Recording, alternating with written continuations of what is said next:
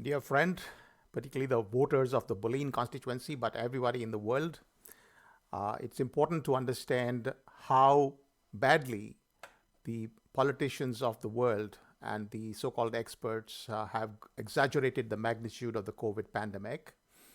And once we understand that, a lot of implications follow, which I'll come to separately. But at this stage, in this particular short video, I'll just talk about these 4 ways that anyone can confirm. You can confirm it yourself. You do not need any expert or any great amount of knowledge to confirm this. So I'll go through these 4 methods and I'll show you exactly how it works. Okay, so now the first method is to look at the CDC and Worldometer data. So I've created this little spreadsheet, which is available publicly for the last more than 1 year, actually more than 1.5 years.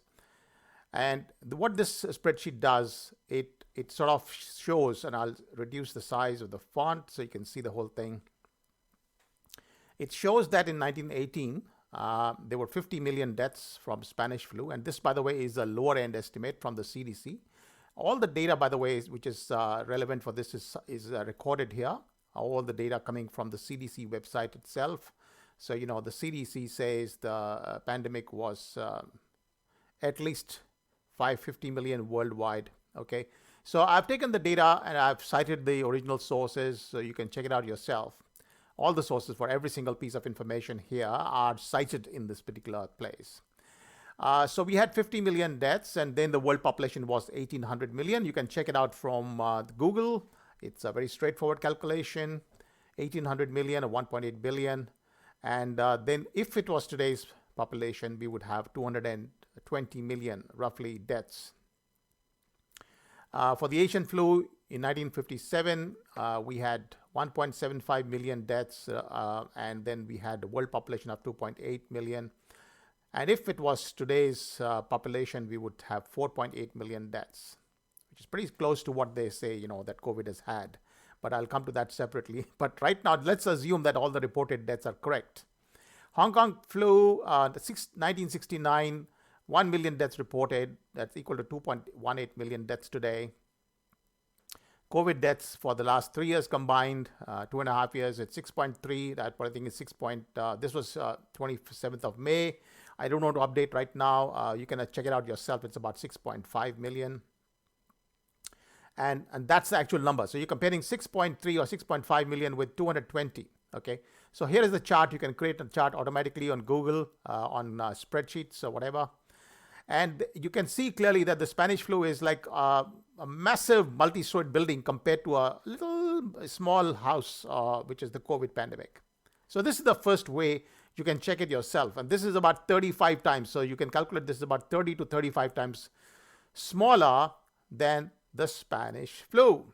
Now, this is something anyone can calculate. Okay, so this is not something great. But what I want to add here, so that we don't forget, that most of these deaths are not from COVID. I have conclusive proofs, and I'll come to that in a minute, that most of these deaths are not from COVID. But nevertheless, let's say even if it was 6.3 million, we're talking about something that's 35 times or 30 times smaller than the Spanish flu. At the most, it's in comparison with the Asian flu. Okay, so that's the first thing to consider. The second one is more important. And I think this is something I want to run you through the whole exercise so that you're familiar with how it's done. So I've got this little thing which I've been sharing around on social media quite a lot, and it's on my blog. But what you can see here, I want to go to the original website here. So you can see that yourself, that I've not cooked up the data. This is the official Swedish website, and I'm going to that right now. And we'll get the data ourselves from the website. So it says mortality rate per 1,000 from 2000 to 2021. Okay, so we're saying we want all of them, we want total, we want men and women, we want year, all of them, and we want to see the table. So it then generates the table. Okay, here is the data. And then you can actually take this data out. I've copied it onto a thing, But here's the thing. Basically, what you can see here is that the mortality rate per thousand in Sweden. And by the way, this is what controls for the size of population. If you don't control for the size of the population, then you're basically talking some nonsense. So this one, what it does is it says 10.53 people died in 2000. This is the data out of 1,000. This is the normal death rate of Sweden. In 2020, which is the so-called Great Pandemic, it had 9.48, which is much less than the death rate of 2000. So very few people died relative to 2000. But more importantly is this one, 8.64 and 9.48, which I'll come to in a second. So notice that this is completely original data taken from this thing. So I'm opening the spreadsheet. This is a spreadsheet which I've taken. So I'll just put it here. You can see my face on the side, but basically what it's showing you is the data that I've taken directly from this thing, 8.64, 9.48, etc. I've taken it from this official website. I've multiplied by 10 so we can get it out of 10,000. It's sort of easier to understand. And I've plotted this automatically. I've taken the average of this thing, which I've plotted as a separate line. This is the line, which is the average line. And I've got the data here. So you can see that in the last 5 or whatever, so it's 1, 2, 3, 4, 5, 6, 7, 8, 9, 10, 11, 12, 13. 13 out of the last 20 years or 21 years, deaths were lower than the average. So that means they were much higher in the past, in the last 20 years. Now we have very few deaths in Sweden. Okay, but that's not important enough because it's interesting, but not important. What is important is this stuff here. In 2019, you have 86.4, and then you have 94.8. And so what does it mean? Does it mean that there was a huge pandemic, like a Spanish flu? Actually not. And that's the funny thing, because anyone can work out here, right? So you take the average of 86.4 and 94.8, and you get exactly 90.6. That is the average.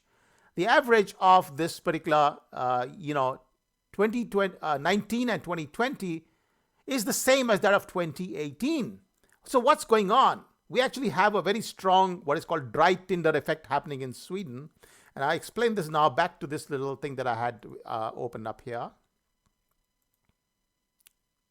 So we go back to this chart that I had, created, this one here. Let's look at this. So what it's saying is, in 2019, those people, Sweden had a mild flu season in 2019, and so fewer than normal deaths. And that's what happened. You can see that there are very few deaths. That's because it had a much milder season than normal. And by the way, this is not exceptional. Sometimes there's in this year, whatever that is, this is 2011, you had a bit of fewer deaths, and then it increases because of some mild flu and so on. So flu kills a lot of elderly people every year. In 2019, it did not kill many elderly. It was very mild. And so when it's mild, they're ready to almost, next year when they have the flu comes back, or maybe coronavirus comes back, they're very vulnerable to death. So basically in 2020, these people, they died. The ones that escaped from the flu in 2019, they died from the COVID, which is a respiratory virus, very similar. They died in the next year. And so the average deaths, the average flu deaths or or respiratory virus deaths were the same in 2019 and 2020 and 2018. There was no real change. It's not that there has been a massive pandemic in 2020 like the Spanish flu, which wiped out large numbers of people across the world. In fact, if you look at this data, you would say that maybe there's not even a single extra death in Sweden in 2020 once you control for the dry Tinder effect. So remember, Sweden had no lockdowns. And so any deaths that occurred in 2020 were the deaths that occurred from the virus on its own, because they had no lockdowns. People were mingling. People were having, they were going out to parties. They were doing all sorts of, restaurants, festivals, and everything else except very large events. Everything else was allowed. And so really, we don't see any evidence of this great Spanish flu level of pandemic in the Swedish data. And mind you, what I've shown you here is that this is from the official website and data of Sweden. You can check it out yourself. Everything I'm saying is 100% correct, and it has been Easy for anyone in the world to check it directly from the official sources. The third one is a very interesting one. This is actually a separate way to look at the whole thing. This is the infection fatality rate kind of analysis. So what happens is there's a guy called John Ioannidis. John Ioannidis is the world's most heavily cited, here's his thing. So he's got what is called the H index of, where is the thing? It's written somewhere. The H index is the citations index. So let me search H-index. So here it is. So he is highly cited, having H index of 222 on Google Scholar. Okay. This so shows that he's one of the most highly cited. The average Nobel Prize winner has a H index of, how much did I say? I'd done the research. Nobel Prize winners can rank anywhere from 30 to 60. The average Nobel Prize winner can only get 30 to 60 citations. In comparison with this guy, John Ioannidis, he's an amazing guy. He's got 222 index, one of the highest in the world, and probably the highest for any epidemiologist. I'm not compared for all, but looks like one of the highest in the world. You can check it out yourself. So this guy, he had written an article in 2020 forecasting for COVID has failed, and in which it said that Spanish flu had caused greater than 50 million deaths. Now, this is wrong. So I told him, I sent a message, no, sorry, it didn't cause 50 million deaths. It caused 220 million deaths. And so you should always control for the population growth. So I said, look, I'm a great fan of yours, Professor Ioannidis. I like his work. But when you write this, that 50 million deaths, and then you're writing a paper in 2022, it doesn't make any sense. You have to control it. And so then he writes back, okay?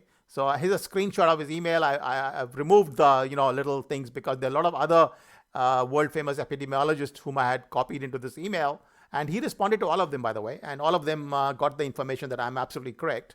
So here we are, back to this thing. Go back to this particular message. Thank you for your message. You are correct. The 1918 flu was 50 to 500 times worse than COVID-19. So he says this. Look at this. The 1918 flu was 50 to 500 times worse than COVID-19. That's what his email says.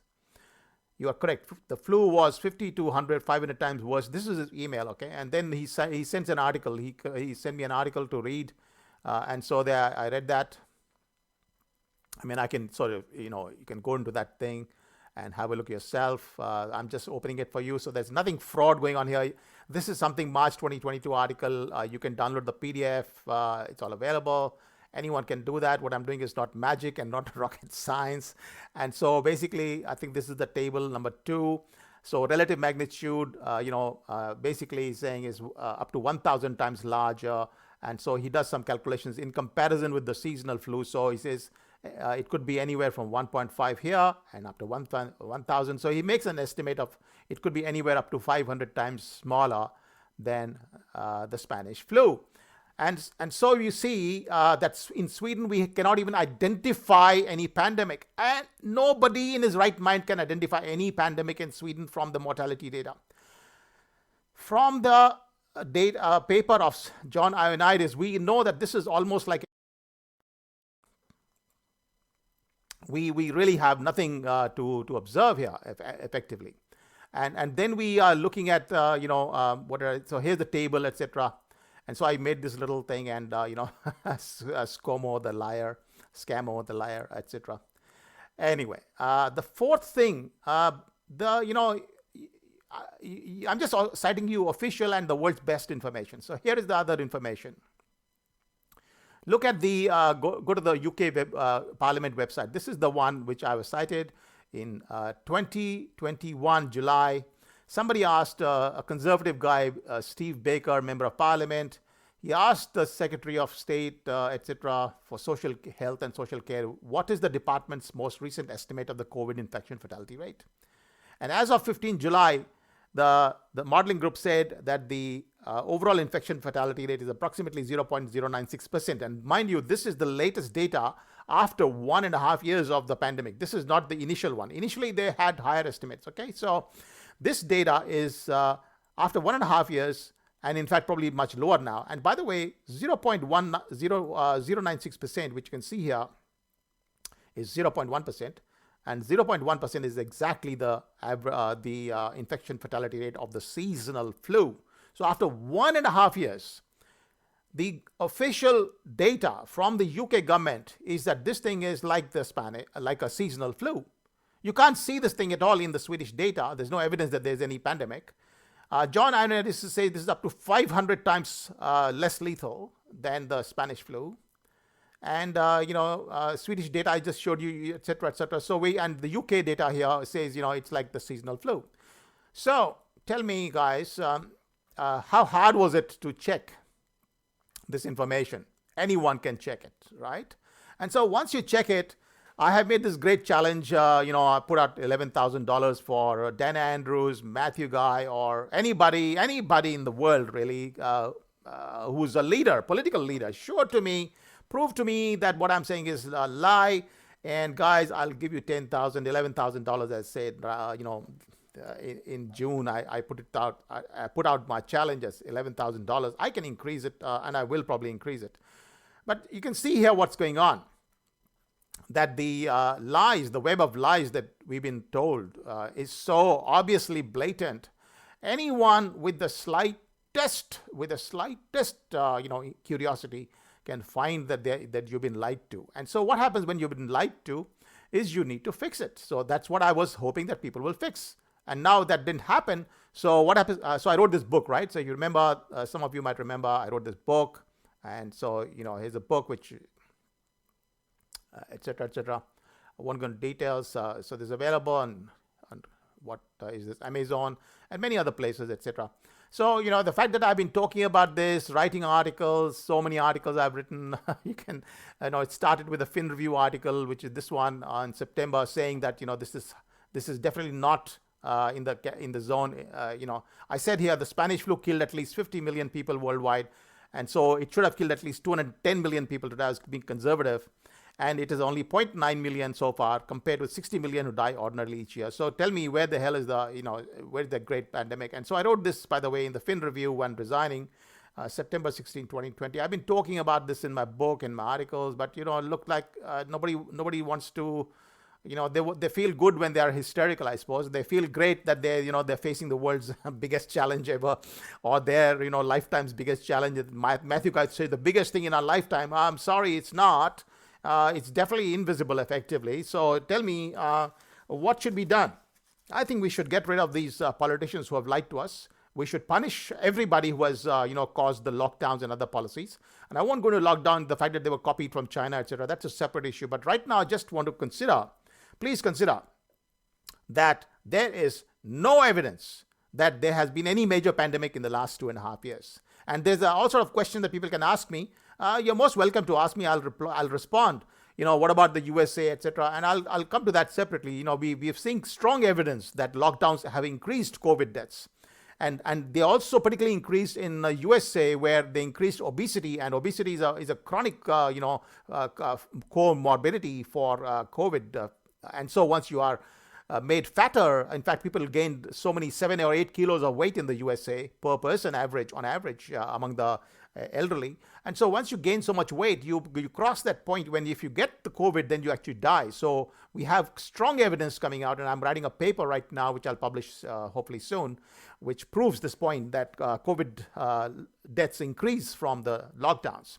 But right now, I think the point was to just show you that you can do it yourself. So please, first of all, confirm it yourself that, you've been lied to for the last 2.5 years.